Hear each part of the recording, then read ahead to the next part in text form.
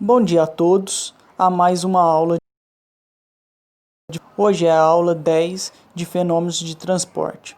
Na última aula, aprendemos os conceitos de conservação da massa para volume de controle.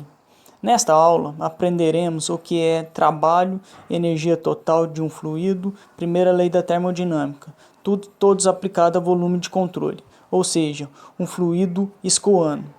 E por último, daremos um exemplo do conteúdo aprendido hoje.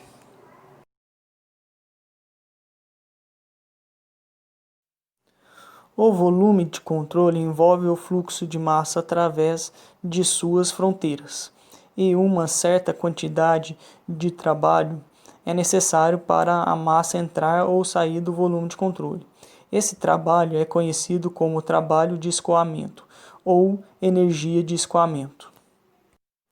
Na figura do slide apresenta uma tubulação que tem um aumento de volume no local mostrado. Esta tubulação tem escoamento de água da esquerda para a direita. Então, nesta região, faremos um volume de controle para analisar o que ocorre com o fluido dentro da região que tem uma tubulação com área maior, como pode ser visto. Imaginamos que o escoamento ocorre através da ação de um pistão imaginário, que realiza uma força na massa que está a montante do volume de controle, como pode ser visto na figura. Essa força F é para empurrar massa para dentro do volume de controle, portanto, ele aplica esta força F numa distância L. O mesmo pistão imaginário existe na região de saída, fazendo a mesma coisa, retirando massa do volume de controle. Na região de entrada, sabemos os valores das propriedades que são uniformes.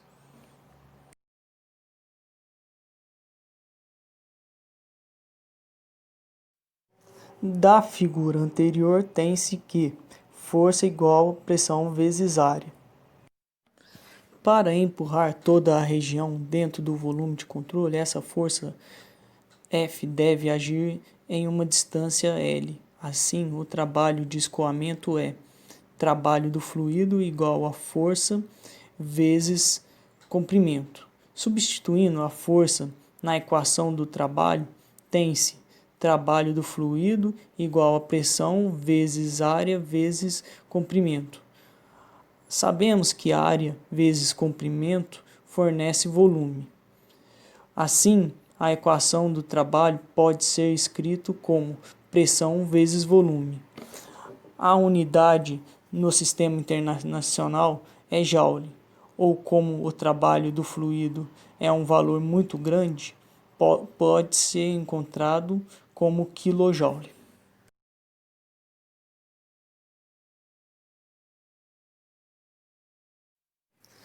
Como o trabalho depende da extensão de massa, trabalho é uma propriedade extensiva, e a sua propriedade intensiva é fornecida por W minúsculo, ou seja, divide o trabalho pela massa do volume de controle. Assim, a propriedade intensiva é chamado de trabalho específico e é dado por pressão vezes volume específico. A sua unidade é quilojoules por quilo. O trabalho de escoamento também pode ser chamado de energia de escoamento. Não esquecer que essa forma de energia apenas surge com o fluido escoando.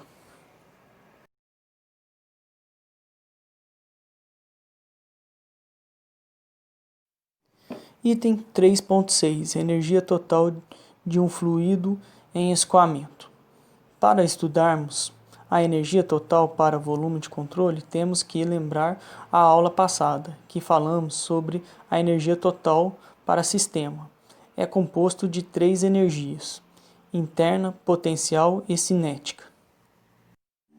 Agora, para saber a energia total específica do volume de controle, precisamos somar a energia de escoamento específico ou trabalho de escoamento específico, deduzido no item anterior, a energia específica do sistema.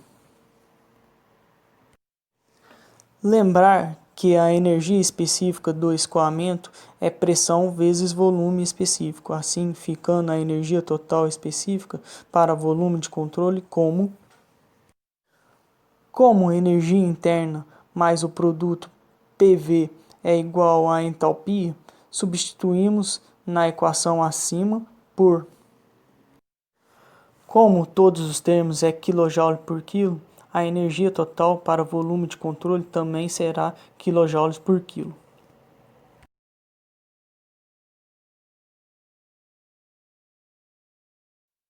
O motivo principal para adotarmos a entalpia é que ela simboliza a energia necessária para empurrar o fluido para dentro ou fora do volume de controle.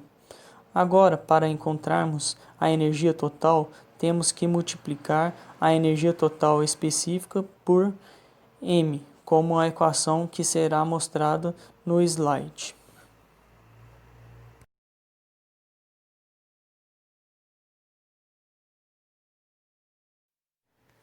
Temos que a abordagem que foi utilizada para a massa de um volume de controle vai ser a mesma para a energia para volume de controle, ou seja, consideraremos tudo que entra e sai do volume de controle no tempo e fazemos esta diferença para saber se houve mais energia saindo, mais energia entrando ou energia permanece constante no volume de controle. Para que possamos fazer isso, consideramos o calor que entrou ou saiu do volume de controle no tempo.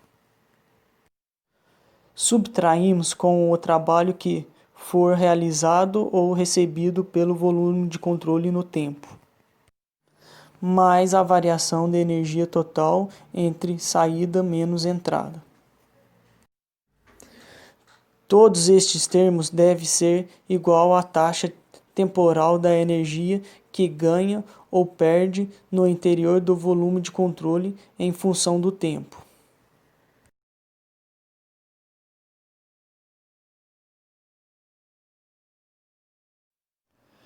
Mostrando a equação anterior por símbolos, temos.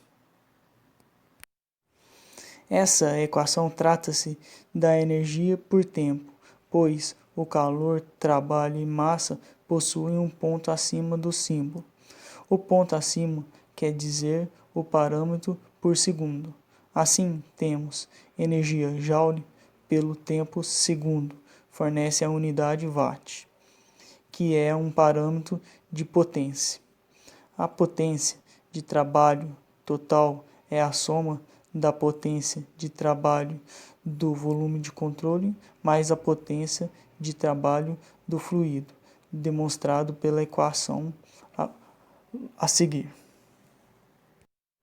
Substituindo na primeira equação do slide, tem-se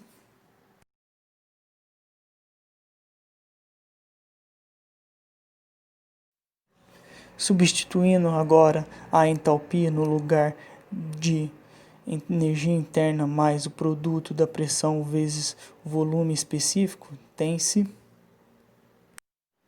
Essa é a equação da energia utilizada para volume de controle em watt. As nomenclaturas de cada termo se encontram abaixo.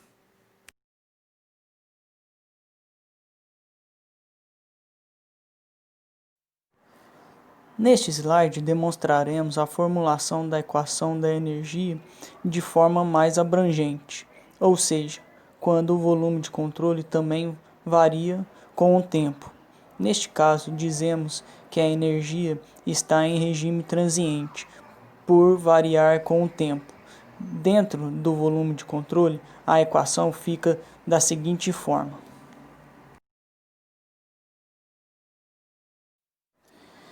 que é igualado com todo o fluxo que ocorre na superfície de controle do volume de controle, como é mostrado na equação.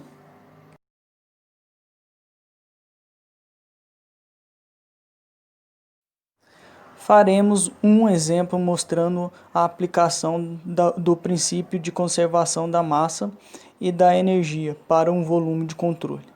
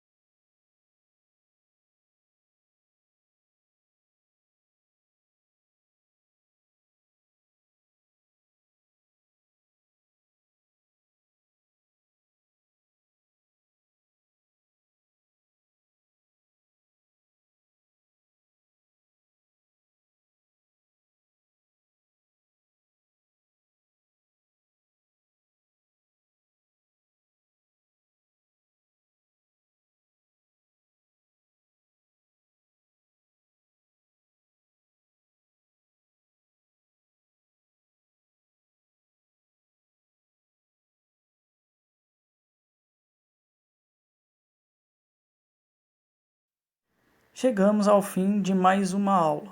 Qualquer dúvida, entre em contato por e-mail. E até a próxima aula.